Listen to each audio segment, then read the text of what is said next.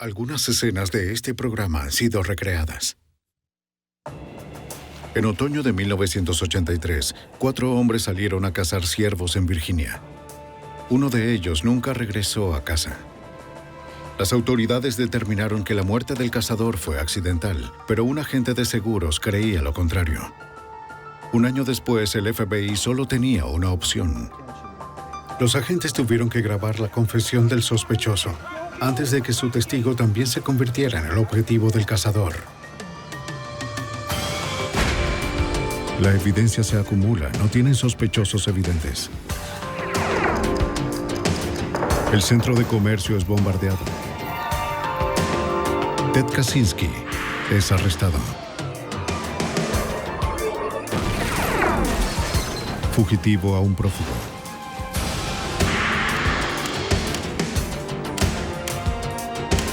Los archivos del FBI. Más de 1000 accidentes de caza son reportados en los Estados Unidos cada año. Menos del 10% son fatales. Pero cuando la muerte de un cazador parecía sospechosa, el FBI comenzó a investigar. Soy Jim Kallstrom, exdirector del FBI en Nueva York. Los agentes tendrían que determinar si el sospechoso era una figura paterna afligida o un hombre que asesinó a un amigo a sangre fría. El objetivo del cazador. El 21 de noviembre de 1983, cerca de Roanoke, Virginia, David Fisher, de 41 años, cazaba ciervos con las 3 personas más cercanas a él. Su hijastro de 16 años, su amigo de 22 años, Bobby Mulligan, y David Wilkie, de 18 años. Wilkie admiraba a Fisher como el padre que nunca tuvo. El grupo había estado caminando desde la madrugada, pero nadie había visto un ciervo. Apostaron $50 al primero que disparara uno. El hijastro de Fisher estaba aburrido, así que pidió buscar por su cuenta. Le dijo que no fuera muy lejos. Oye, no te pierdas de vista.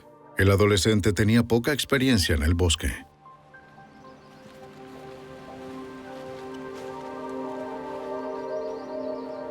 Caminó un poco hasta que oyó a alguien gritar, ¡ciervo! Luego escuchó un disparo. El joven regresó a ver quién había ganado los $50.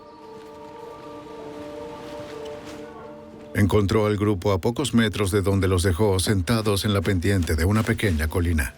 Papá, ¿qué pasó?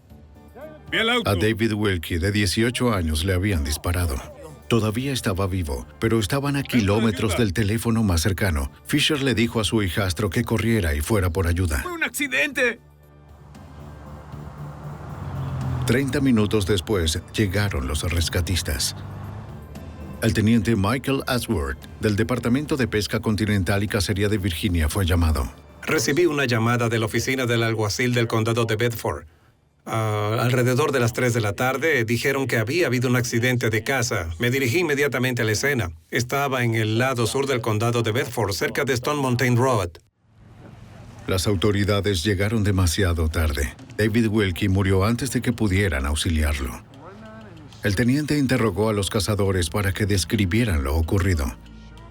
Bobby Mulligan dijo que cuando vieron al ciervo, David Wilkie se emocionó y se fue corriendo. ¡Lo veo! Mulligan y Fisher lo siguieron. Mientras descendían por la pendiente, Mulligan explicó que se resbaló con las hojas secas. Su arma se disparó cuando cayó al suelo.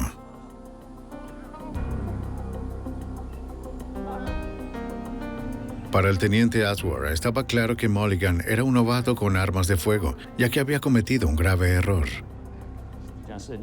Le dije que debía haber amartillado el arma, y él me dijo que lo había hecho, que cuando oyó al ciervo, amartilló el arma. Era obvio. Él desconocía las reglas básicas de seguridad. En la espalda, es decir... David Fisher le dijo al teniente que lo vio todo desde la cima de la colina.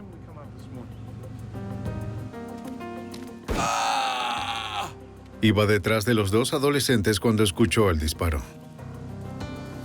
Vio a Wilkie en el suelo y corrió al lado del otro adolescente caído.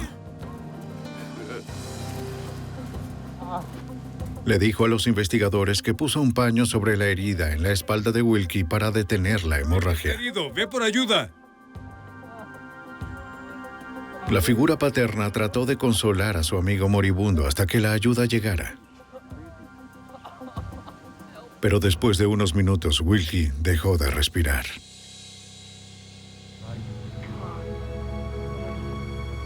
Los investigadores examinaron alrededor del área para determinar si había alguna evidencia física que corroborara su historia.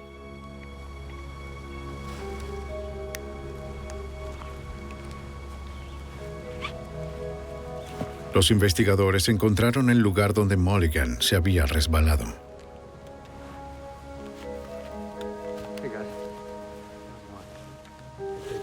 Echen un vistazo aquí, por favor. El tamaño de la herida en la espalda de Wilkie parecía coincidir con el disparo desde el lugar donde el cazador se había resbalado. Nada de lo que encontraron contradecía la historia de Mulligan y Fisher. Llegué corriendo por el sendero. Vi un ciervo. Corrí, resbalé. Me caí y el arma se disparó. Entonces los oficiales dirigieron su atención al arma que dio el disparo fatal. Sí, ese es el arma. Descubrieron que no había sido alterada desde la última vez que se disparó. Cuando el teniente abrió el cañón, descubrió que el cartucho usado aún estaba adentro. Los hombres no fueron puestos bajo arresto, pero los investigadores les pidieron que fueran a la oficina del alguacil para un interrogatorio adicional. Las autoridades aún no sabían si iban a presentar cargos contra los cazadores. ¿Por qué no vienes conmigo? Sube a mi vehículo. Bobby Mulligan parecía estar muy arrepentido. A veces lloraba y hablaba del hecho de que tenía poca experiencia cazando. Pero al parecer todo apuntaba a ser un simple accidente de caza y tenemos accidentes que ocurren de esa forma. En la estación, a los dos hombres se les interrogó una vez más en habitaciones separadas. Sus historias nunca cambiaron. A diferencia de Bobby Mulligan, David Lee Fisher se mantuvo sereno y le aseguró a su hijastro que todo estaría bien. No te pongas así. No es lo mismo. Como los cazadores habían caminado inadvertidamente por áreas privadas, fueron acusados de cazar en una propiedad privada. El hombre que dio el disparo fatal, Bobby Mulligan, además fue acusado de uso imprudente de un arma de fuego y de cazar sin una licencia. Señor, se le acusa de cazar sin permiso. Los cargos eran delitos menores. Tendrá una audiencia. Fisher y Mulligan tendrían que responder ante un tribunal. Hasta entonces, se les permitió regresar a su hogar en Charlotte, Carolina del Norte. Como procedimiento rutinario, se le realizó una autopsia al cuerpo de Davy Wilkett. Se determinó que la causa de la muerte fue una rotura en la aorta y laceraciones en los dos pulmones debido a un solo proyectil.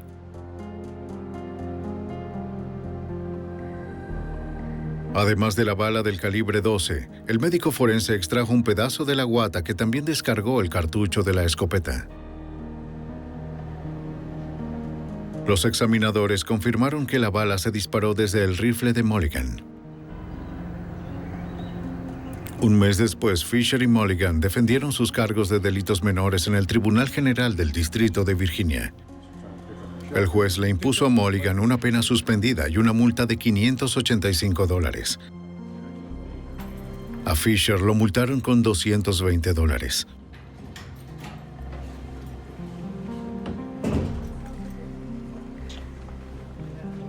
Bien. El oficial de administración de bienes devolvió la escopeta a los hombres y el caso se cerró.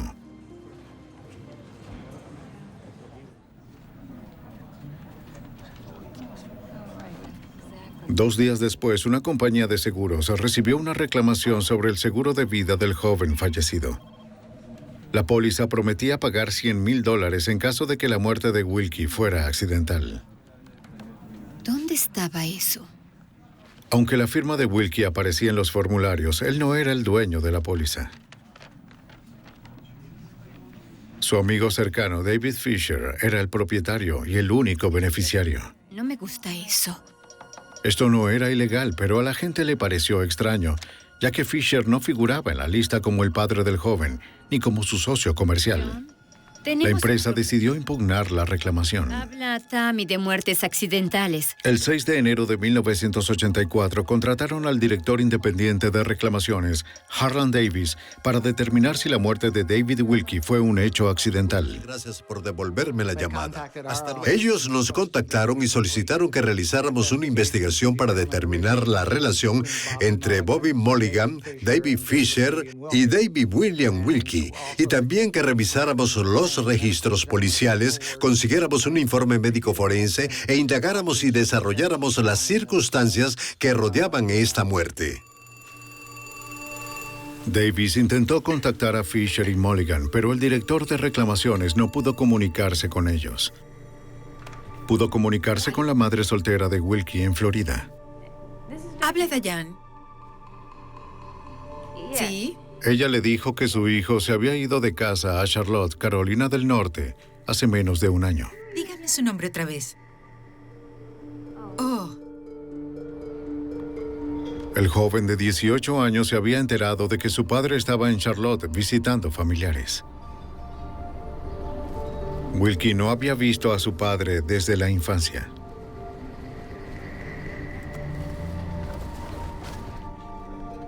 Su madre dijo que él pudo alcanzar a su padre, pero que dejó Charlotte antes de que pudieran reencontrarse. El padre no quería tener nada que ver con él. No te he visto por ahí. Allí Wilkie conoció a Fisher. David Wilkie. David Wilkie buscaba un padre que nunca tuvo. Su padre y madre estaban separados y estaban lejos de él. Él quería conocer a su padre. Por esa razón, él estableció una relación con David Fisher porque estaba buscando una figura paterna y todo se convirtió en una amistad. Poco después de la muerte de su hijo, Fisher llamó a Diane para decirle que el adolescente deseaba que lo cremaran, pero que no tenía seguro de vida. La madre le creyó y ordenó la cremación, ya que Fisher parecía haber tenido una relación cercana con su hijo. El director de reclamaciones finalmente logró contactar a David Fisher para preguntarle por qué habían comprado la póliza. Fisher respondió que Wilkie quería un seguro de vida porque planeaba casarse. Su prometida no quería el seguro, así que el joven de 18 años se dirigió a Fisher. Como Wilkie no tenía dinero, Fisher le dio un préstamo y un trabajo para que se lo pagara. Quería casarse y vivir del trabajo que le ofrecí. Fisher era el propietario y operador de servicios Fisher, una pequeña empresa que empleaba a varias personas, entre ellas a Bobby Mulligan. La morgue y las funerarias llamaban a servicios Fisher cuando necesitaban transportar un cadáver a sus instalaciones desde las escenas de accidentes. Fisher y sus hombres trabajaban mayormente después de las 11 de la noche. No ganaba dinero, a menos que muriera gente. En una buena semana el trabajo era lucrativo, pero cuando no había cadáveres que transportar, necesitaba otras formas de sustento. El investigador cuestionó por qué Fisher había pagado la prima del seguro si Wilkie tenía ingresos. El hombre de negocios respondió que solo escribió los cheques a la compañía de seguros después de que Wilkie le pagó. Accidentalmente alguien le disparó y no sé qué más decir. Fisher tenía una respuesta para cada anomalía. A pesar de las desviaciones de Fisher, el investigador logró obtener una importante información de él. La nueva dirección de Bobby Mulligan, el hombre que disparó el arma que asesinó a David Wilkie. ¿Eres Bobby Mulligan? Sí. El director de reclamaciones encontró a Mulligan en una pizzería de Myrtle Beach, Carolina del Sur. Me gustaría hablar contigo. En primer lugar, me darías... Mulligan no tenía mucho que añadir a lo que Davis ya sabía. Calle principal al 100. El investigador de reclamaciones concluyó su análisis en la primavera de 1984. Su firma dio su evaluación a la compañía de seguros. Les recomendamos encarecidamente que no pagaran la póliza y que se siguiera investigando para determinar cualquier otra información que pudiera arrojar luz sobre este accidente, que no era exactamente lo que parecía ser. Bueno, firmaría. La compañía de seguros envió el caso a un abogado en Greensboro, Carolina del Norte. Fisher firmó una declaración jurada de que había visto al difunto firmar la póliza. El abogado le pidió a Fisher que describiera el tiroteo una vez más. Cerca del accidente. El arma probablemente se resbaló y se disparó. Una vez más, Fisher indicó que Mulligan estaba a unos 4 metros detrás de Wilkie cuando el arma se disparó.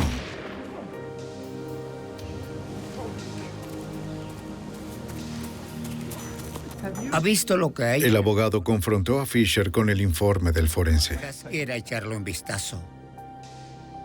2 trozos de guata del cartucho de la escopeta habían sido encontrados dentro del pecho de Wilkie. Para que la guata estuviera allí, era probable que el disparo se hubiera hecho desde una distancia menor a los 4 metros.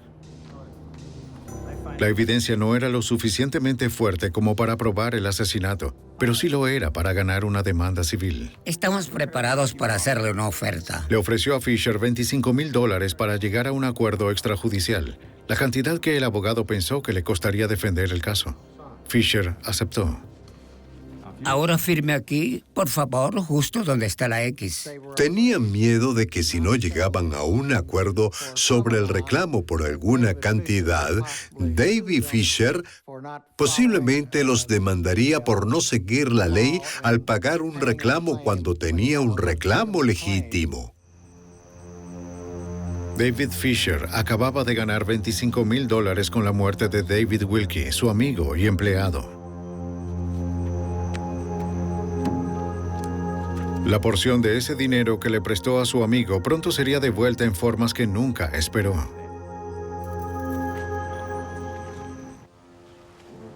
En un viaje de casa a Virginia, la muerte por disparo de David Wilkie, de 18 años de edad, se había declarado accidental. El hombre al que el adolescente fallecido admiraba, David Fisher, de 41 años, había recibido $25,000 como único beneficiario de la póliza de seguros de vida del adolescente. 1 año y medio después, en la primavera de 1985, el agente especial Robert McDowell, de la oficina de campo del FBI en Charlotte, recibió una llamada de uno de sus informantes. A principios de 1985, tenía un informante. Un día él vino a mí con la historia de un amigo que había sido contratado y que se negó a aceptar el trabajo de asesinar a alguien por dinero del seguro. Al principio, no entendía exactamente por qué me daba esa información y por qué este individuo estaba dispuesto a hablar sobre eso ahora.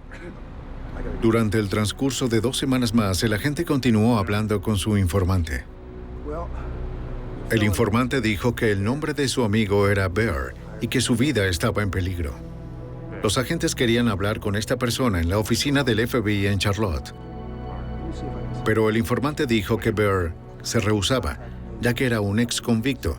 Solo se reuniría con ellos en un lugar neutral. Acordaron reunirse en un parque. El agente especial James Lillard, que actualmente trabaja encubierto, ayudó al agente Bob McDowell a desarrollar el caso.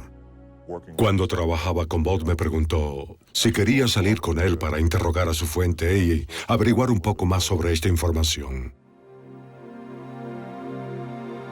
Lillard vigilaba a distancia por si le tendían una trampa a su compañero. Burr llegó a tiempo. Su verdadero nombre era Gerald Stedham. Stedham dijo que un hombre llamado David Fisher lo estaba amenazando porque le debía varios miles de dólares de un préstamo personal. También acusó a Fisher de asesinar a David Wilkie, de 18 años, hace más de un año. Los agentes eran escépticos. Cuando oyes algo así, al principio suena fantástico y te rascas la cabeza pensando, ¿esto es real o no? Stedham puede haber estado exagerando un poco y tal vez exageró sobre la historia en sí misma. Mira, no estoy usando mi... Esperaba que el FBI lo protegiera a cambio de la información de su viejo amigo David Fisher. Cuando la gente le preguntó a Stedham que si estaba dispuesto a usar un micrófono para probar su historia, el ex convicto se negó. Ya había tenido encuentros con agentes del orden antes y desde el principio dijo que no confiaba en la policía, ni en el FBI, ni en nadie más. Así que en ese momento era cuestión de tratar de ganarse la confianza de Stedham hasta el punto de que realmente trabajara con nosotros y que no se echara para atrás una vez que empezara la operación. El agente McDowell necesitaba saber más sobre Fisher. Una investigación de antecedentes reveló que David Fisher tenía varios alias y 25 condenas previas por delitos que iban desde hurto hasta falsificación.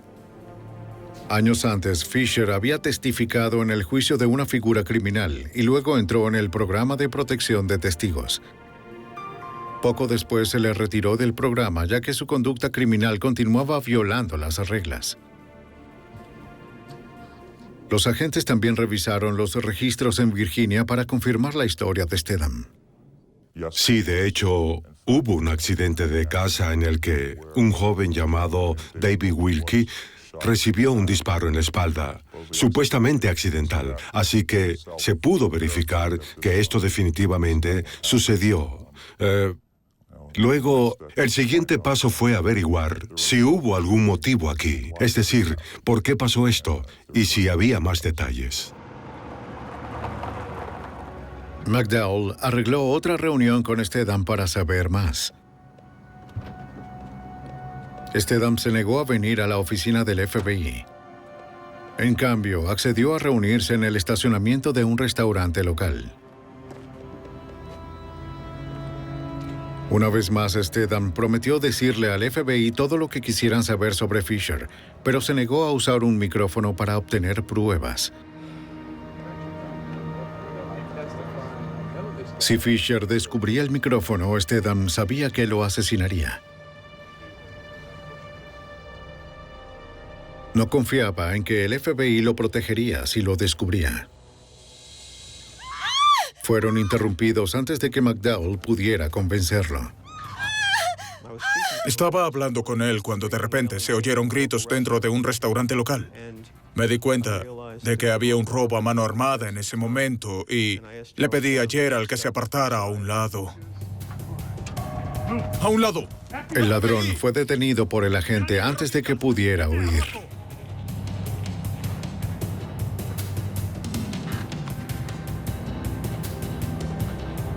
Stedham se quedó sin palabras. Al principio se preguntó si los agentes habían organizado el robo para convencerlo de que cooperara. Cuando estuvo seguro de que el arresto era real, su actitud hacia el FBI cambió. En ese momento me di cuenta de que me había ganado su confianza como alguien que sabía lo que estaba haciendo. Desde ese momento fue bastante fácil hacer creer a Stedham que íbamos a protegerlo y que íbamos a poder obtener la información que necesitábamos. ¿Cómo puedo ayudarte? Realmente creo que esta reunión puede ayudarles. Por fin, Stedham accedió a reunirse con los agentes en las oficinas del FBI. Por ustedes es decirle que la persona con la que trabajo está pensando hacer... Por primera vez, los agentes se enteraron del plan que Fisher hizo para asesinar a su joven amigo David Wilkie. En el verano de 1983, Fisher sugirió que él y Stedham, su viejo compañero de prisión, podrían ganar $100,000 con una estafa de seguro de vida.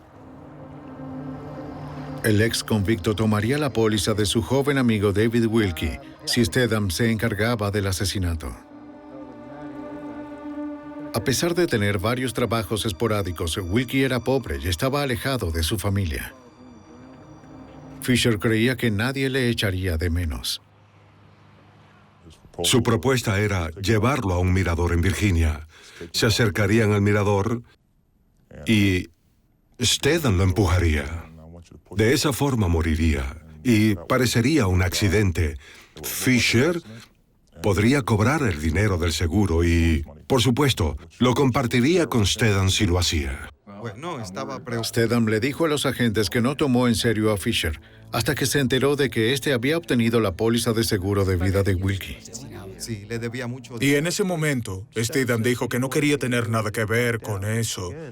se echó para atrás y eso volvió a enfurecer a Fisher, hasta el punto de desarrollarse un odio entre su viejo amigo Gerald Stidham y David Fisher. Yo un día recuerdo... Unos meses después, cuando Stedham se enteró de que Wilkie había muerto cazando en Virginia, sabía que la muerte probablemente no fue accidental. Stedham le dijo a los agentes que Fisher le ofreció más tarde $50,000 para matar al asesino Bobby Mulligan. El informante creía que después Fisher probablemente vendría por él. Por desgracia, en ese momento Fisher odiaba a Stidham, es decir, probablemente quería asesinarlo. Así que nos dimos cuenta de que la única manera de llegar a Fisher a través de Stidham era que Stidham le dijera que lamentaba no haberle pagado y que quería pagar sus deudas aunque solo fueran $100 a la semana. $100 a la semana le daría al FBI varias oportunidades para que Fisher volviera a ser amistoso. Fisher no odiaba a Stedham lo suficiente como para rechazar el dinero. Eventualmente, los agentes esperaban que Stedham pudiera empezar a recordar lo que sucedió en el pasado. Como el FBI le dio a Fisher una razón para ver a su informante, el siguiente paso fue hacer que Fisher confesara en una cinta. Unos días después, Fisher le pidió a Stedham que se reuniera con él en una cafetería. Esto es lo que quiero que haga. Stedham estaba nervioso por el micrófono, pero finalmente accedió a usarlo. Bien, aquí vamos. Él estaba aterrado y preocupado de que Fisher lo registrara. Le preocupaba que Fisher sospechara. Así que lo que le aconsejamos fue que dijera que la compañía de seguros lo estaba llamando y preguntándole sobre un asunto. De esa manera, a él no se le ocurriría que alguna agencia de seguridad estaba involucrada. Bajo la atenta mirada de los agentes, Stedham se reunió brevemente con Fisher. El sospechoso de asesinato dijo poco y evitó el incidente en Virginia. Fisher había sido un informante en algún momento y sospechaba que Stedham tenía micrófonos. Fuera del restaurante, el ambiente se puso desagradable. Veamos quién tiene el micrófono. Si los agentes se mostraban ahora, la mentira de Stedham sería descubierta. Pero si no lo hacían, temían que el sospechoso asesinara de nuevo si encontraba el micrófono. No tengo micrófono, ¿sí? Los agentes vigilaron al sospechoso de asesinato David Fisher con la esperanza de que su informante, Gerald Stedham, consiguiera una confesión de su viejo amigo. Alguien está hablando. Fisher organizó la reunión para recibir el dinero que Stedham le debía, pero Fisher sospechaba de Stedham. Espero que no haya sido tú. Para alivio de Stedham y del agente James Lillard, Fisher nunca encontró el micrófono. Asesinaré. La primera vez que le pusimos un micrófono a Stedham y lo enviamos a hablar con Fisher, estaba un poco nervioso y estaba haciendo demasiadas preguntas directas. Así que Fisher empezó a desconfiar un poco y de hecho lo registró. Afortunadamente, el dispositivo de grabación lo pusimos en un lugar donde no lo encontraría. A menos que Fisher llamara para reunirse de nuevo con Stedham, el agente especial Robert McDowell y su equipo no tenían otros medios para obtener las pruebas que necesitaban para arrestar a Fisher por el crimen de hace 2 años. 5 días después, Fisher llamó a Stedham para acordar otro encuentro. Los agentes estaban esperanzados. El testigo que cooperó trató de dirigir la conversación hacia los crímenes pasados de Fisher, pero Fisher una vez más evitó el tema. Fue una de esas situaciones en las que Fisher hablaba constantemente del hecho de que no confiaba en nadie. No quería hablar de nada. Cada vez que Stidham intentaba sacar a relucir la conversación sobre lo que sucedió en aquellos días, se ponía muy nervioso. Él no lo haría. Como Fisher no dijo nada que corroborara la versión de los hechos de Stedham, a los agentes se les ocurrió que tal vez Stedham estaba mintiendo, ya que el ex convicto se negó a acceder en un principio. Sí. El FBI realizó un examen de polígrafo para evaluar la credibilidad de Stedham. Stedham admitió que mintió sobre que Fisher le ofreció $50,000 para asesinar a Mulligan. ¿Te contrataron para asesinar a Bobby Mulligan? Insistió en que Fisher le había pedido que lo hiciera, pero no podía recordar la cantidad exacta que le había ofrecido. Solo responde sí o no. Una de las cosas que hicimos para tratar de asegurarnos de que no nos estaba dando falso testimonio fue hacerle a Stedham un examen de polígrafo, y el hecho de que no fuera concluyente nos hizo pensar que se estaba absteniendo de decir algunas cosas, pero en general, lo que dijo iba de acuerdo con toda la historia. Los agentes creían que Stedham seguía haciendo su mejor esfuerzo para conseguir algo de Fisher, ya que el caso carecía de pruebas físicas. La parte trasera de la... Pero Fisher, el encargado de transportar cadáveres a las morgues, fue extremadamente cauteloso, especialmente con Stedham. Para que el caso siguiera adelante, el FBI necesitaba otro plan. Así que lo que tuvimos que hacer era crear una situación en la mente de Fisher en la que sintiera que se estaban acercando a él, de una forma u otra, para tratar de agitar la conversación. Los agentes pensaron que Fisher dejaría de sospechar que lo grababan mientras estaba en su propio vehículo. Un día Fisher le pidió a Stedham que le ayudara con un trabajo. Los agentes decidieron que era el momento adecuado. La tecnología estaba en desarrollo y los Viper podían recibir mensajes de voz. Por suerte, Stedham tenía uno. Así que hicimos que una mujer de nuestra oficina le dejara un mensaje de voz a Stedham en su Viper, en el que decía que llamara a su casa inmediatamente, haciéndose creer que la voz que se escuchaba en el Viper era de la novia de Stedham. Así que se detuvo el auto y Stedham se bajó.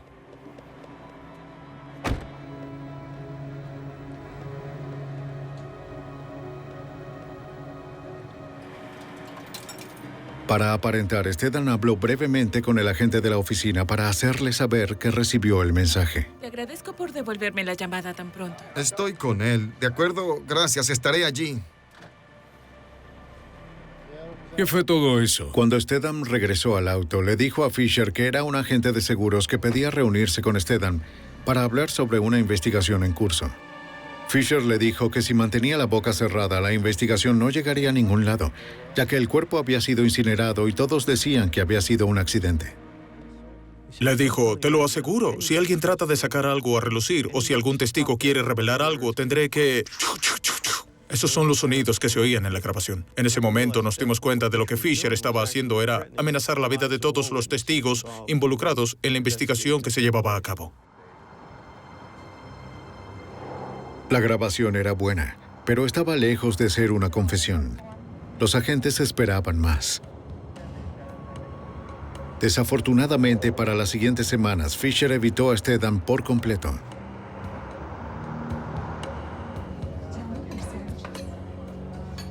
Los agentes persiguieron a Mulligan en su lugar. En la cinta, el tirador describió un encuentro que tuvo con Fisher después del tiroteo. ¿Qué pasó? Mulligan le dijo que había escrito los detalles de lo ocurrido y se lo dio a alguien para que los guardara. ¿Trabaja para ti ahora? Está bien. Él y sus juegos. Se complicó. Si Fisher asesinaba a Mulligan, esos detalles se enviarían por correo a las autoridades. Estaba jugando conmigo. Mulligan se negaba a decirle a Stedham lo que había escrito o a quién se lo había enviado.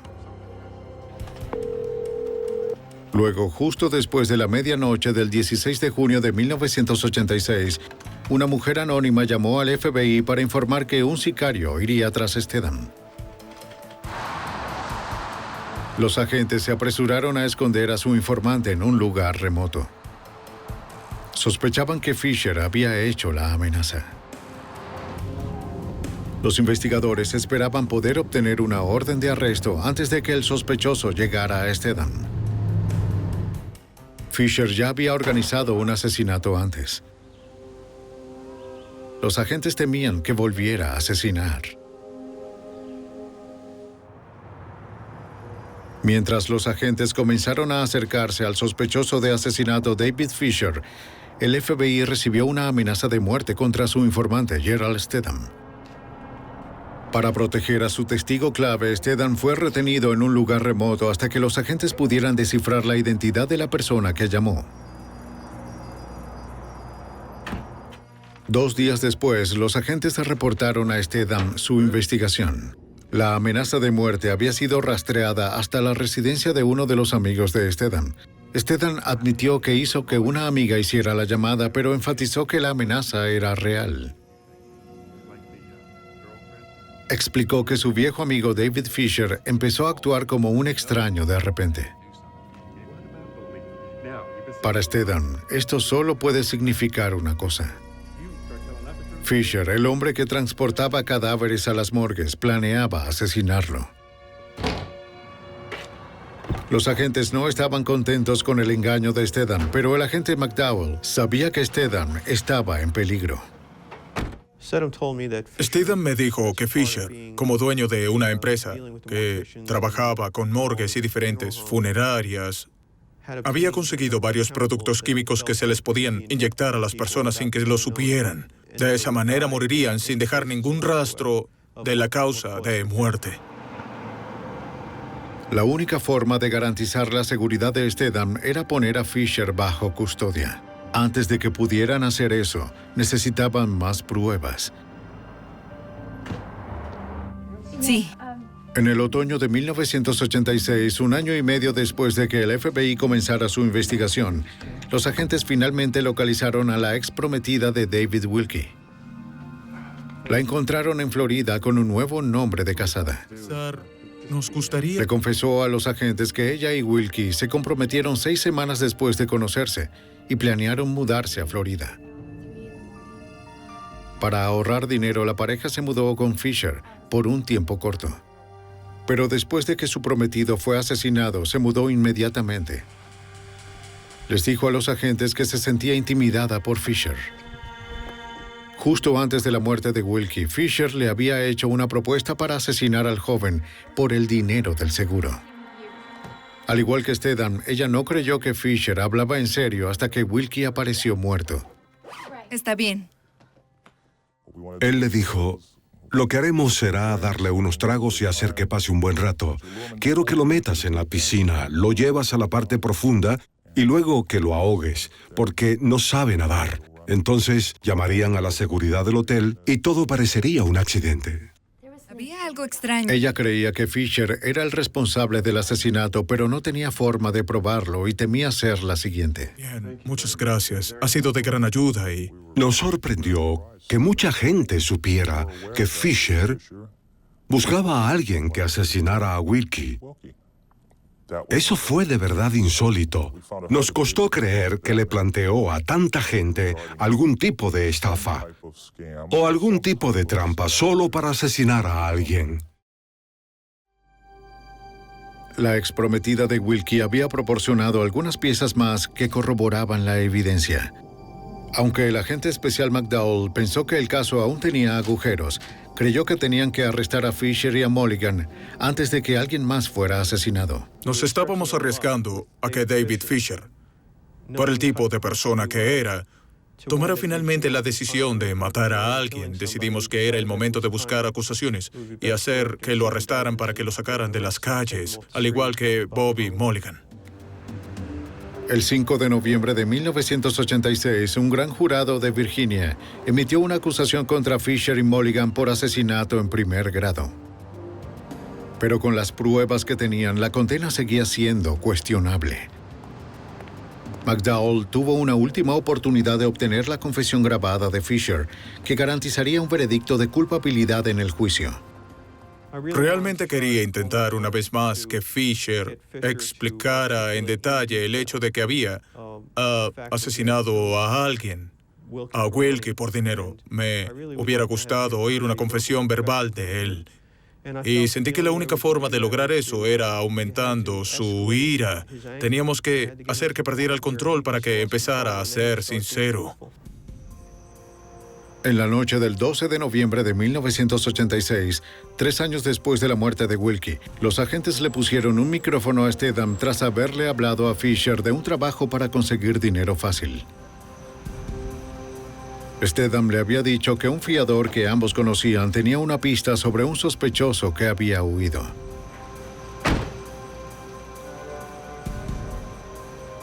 El fiador que trabajaba encubierto para el FBI iría con ellos. Había varios lugares a los que el trío iría. El plan era que el tercer individuo saliera del auto y dejara a Fisher y Steadham solos, y que entre cada parada Steadham agravaría la situación, confrontando a Fisher directamente. Que lo escuché. Steadham necesitaba presionar a Fisher al máximo, con la esperanza de que revelara su crimen.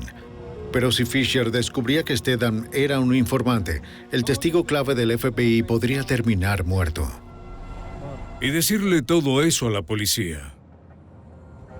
El plan del FBI para arrestar al sospechoso de asesinato David Fisher estaba en marcha, aunque los agentes aún no sabían si tenían suficientes pruebas para condenarlo. Su última esperanza estaba en manos del informante Gerald Steadham. Bobby no se quedará callado, seguirá hablando. Con un micrófono, Steadham necesitaba convencer a Fisher de que hablara sobre el asesinato. Un fiador que Fisher creía que estaba siguiendo la pista de un fugitivo. De hecho, estaba trabajando encubierto para el FBI. ¿Esta de Mulligan? Cuando el fiador salió del auto, Steadham provocó al presunto asesino para que reaccionara como el agente McDowell le había ordenado. Le pagaron de más y alguien... Steadham dentro del auto había hecho su trabajo. Trató de hacer todo lo posible para que perdiera el control y empezara a hablar. Pero Fisher volvió a su actitud silenciosa. Y sabíamos en ese momento que lo de Fisher era entrar en su modo de planificación. Para los agentes, el riesgo se había vuelto demasiado grande. Si Fisher descubría que Steadham llevaba un micrófono, el testigo clave, el caso y el arresto estarían en peligro. Como estaba planeado, alrededor de las 11 de la noche, Steadham sugirió que se reportaran a la oficina de fianzas que supuestamente los había contratado. Cuando llegaran, los agentes del FBI y la policía de Charlotte estarían esperándolo. Una vez que salió del auto, Fisher le dijo a Steadham en términos inequívocos, nos vemos luego. Nuestras unidades en el área se acercaron y rodearon a Fisher. No iba a huir. ¡Arriba, policía! ¡Está bajo arresto! ¡No se mueva! Miembros de la unidad de fugitivos del Departamento de Policía de Charlotte arrestaron a Fisher, Steadham y al fiador. Querían eliminar cualquier sospecha de que Steadham y el fiador le habían tendido una trampa a Fisher. La otra parte del plan de esa noche era que teníamos equipos de vigilancia siguiendo a Bobby Mulligan y sabíamos dónde iba a estar ubicado. Así que después del arresto de Fisher nos reorganizamos de inmediato y nos preparamos para arrestar a Bobby Mulligan.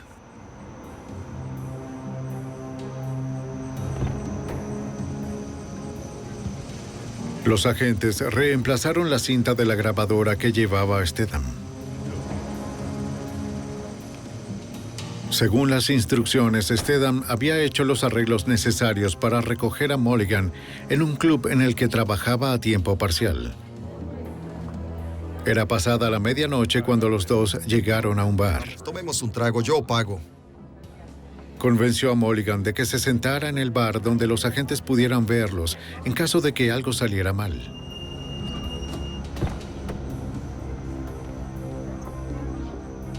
Cuando llegaron las unidades del Departamento de Policía de Charlotte, los agentes les ordenaron hacer el arresto.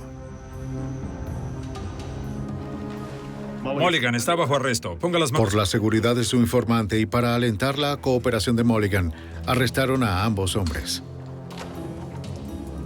Aunque Mulligan y su antiguo empleador David Fisher estaban bajo custodia, los agentes todavía necesitaban que uno de ellos hablara sobre el asesinato.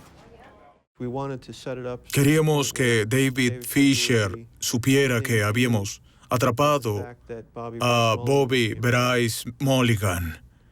Queríamos que supiera claramente que lo habíamos capturado a él y al tirador, y con suerte se daría cuenta de que sabíamos todo. No había funcionado.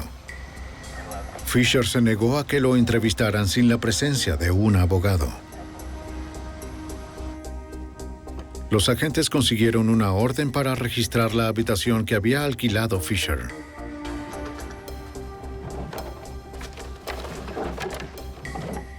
En el diario de Fisher encontraron una serie de pagos en efectivo a Mulligan.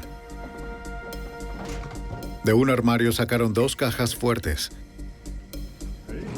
Los agentes esperaban encontrar en ellas las pruebas penales que pudieran asegurar la condena de Fisher.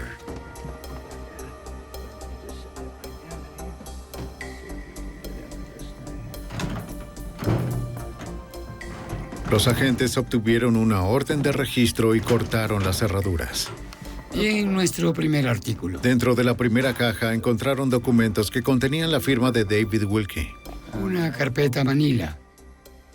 Probablemente eran muestras usadas por Fisher para falsificar el reclamo del seguro. Y todo para mí. Pero las pruebas eran solo circunstanciales. Esto definitivamente atará los cabos sueltos. En el otro, solo encontraron posesiones personales, nada de valor probatorio. Parecía que los agentes tendrían poco más que ofrecer como evidencia en el juicio.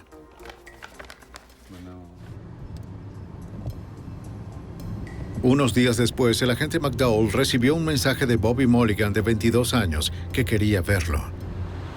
Hasta los momentos, tanto Mulligan como Fisher habían permanecido en silencio.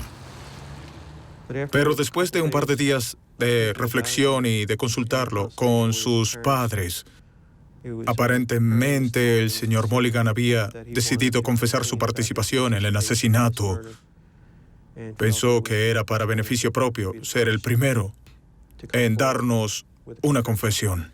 Vamos a comenzar porque los agentes entrevistaron a Mulligan en una oficina de la prisión.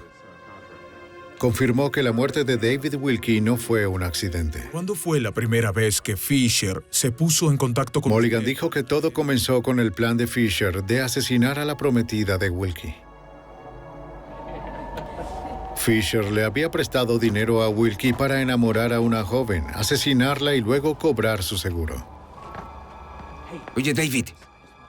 Pero Wilkie se enamoró y se echó para atrás. ¿Estar bien? No será por mucho tiempo. Fisher estaba furioso. Ahora su objetivo cambió. Para recuperar el dinero que había invertido en el adolescente, Fisher reclutó a Mulligan para asesinar a Wilkie por su seguro. Ese era el trato. La historia de Mulligan apoyaba la de Stedham. Los agentes finalmente tenían la evidencia corroborativa que habían estado buscando por más de un año. Mulligan agregó que había tratado de cancelar todo el asunto, pero Fisher siguió presionándolo para que le disparara a Wilkie y terminara de una vez. Dijo que Fisher trajo al hijo de su exesposa como señuelo. Mulligan sostuvo que en realidad se resbaló y cayó al suelo.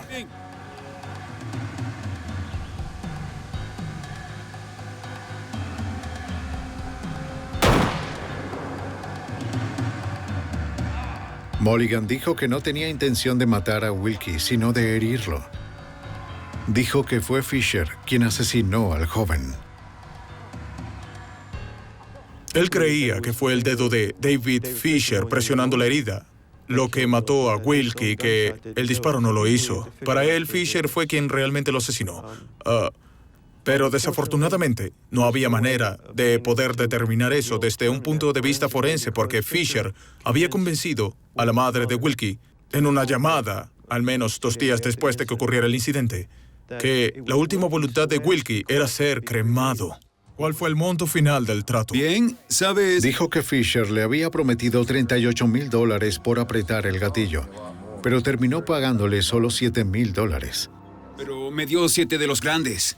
David Fisher fue juzgado por asesinato en primer grado, conspiración para cometer asesinato y asesinato por encargo. Fisher fue condenado a muerte. Mulligan se declaró culpable de los mismos cargos y fue sentenciado a cadena perpetua.